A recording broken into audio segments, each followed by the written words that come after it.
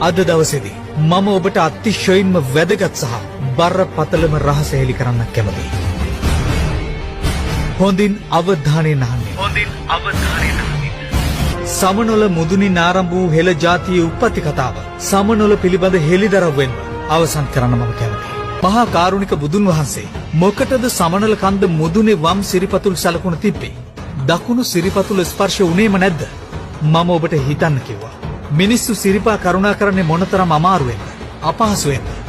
මහා කාරුණික බුදුන් වහන්සේ ඇයි එහෙම දෙයක් කළේ කියලා ඔබටත් සාධාරණ ප්‍රශ්නයක් තියෙන්නේ.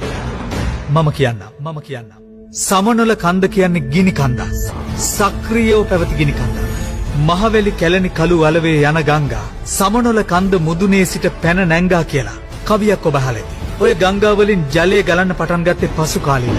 සමනොල කන්ද මුදුනේ සිට පැන නැග්ගේ ලාවා, ගිනි පුලිඟු, වලවේ ගඟ අදටත් ඊට සාක්ෂි සපයන. ලක් සුමන සාමන්තයෙන් ගිහින් බුදුන්ට සමනොලට ආරාධනා කළේ මේ ගැටලුවට පිළිතුරක් උන්වහන්සේගෙන් ලබා ගන්නයි. මොකද මේ වෙද්දී යලිත් සමනොල ගිනි කන්ද සක්‍රිය වෙමින් පැවතුණා. බුදුන් වහන්සේ එතනදී ධර්මදේශනාවකුත් සිද්ධ කරලා හදවත පිහිටා තිබෙන පාර්ශවයේ වම් පාදය තබා අදිෂ්ඨානයක් කළා. ඒ අදිෂ්ඨානයේ නිසාම වසර 5000කට ගිනි කන්ද අක්‍රිය වුණා. ඒ තමයි උන්වහන්සේගේ මහා කාරුණික භාවය.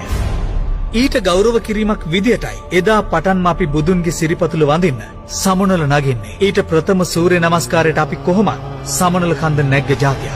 හැබැයි මේ වසර 5000න් දැන් 2560ක්ම අවසන්.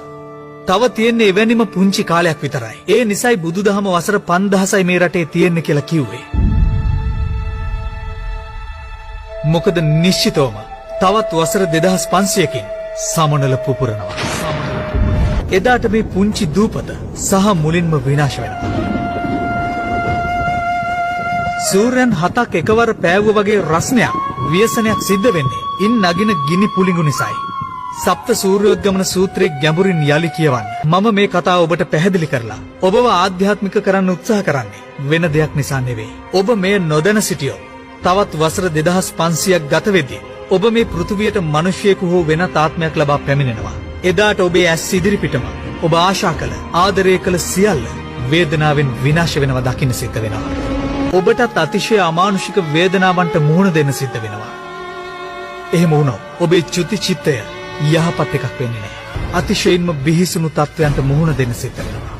මේක මේ රටට විතරක් බලපාන දෙයක් නෙවෙයි. සමනොල සක්‍රිය වීමත් එක්ක සමස්ත පෘථුවියම එහි අවසානයේ සටහන් කරගන්නවා. මේක කල්ප විනාශය නෙවෙයි, ලෝක විනාශය.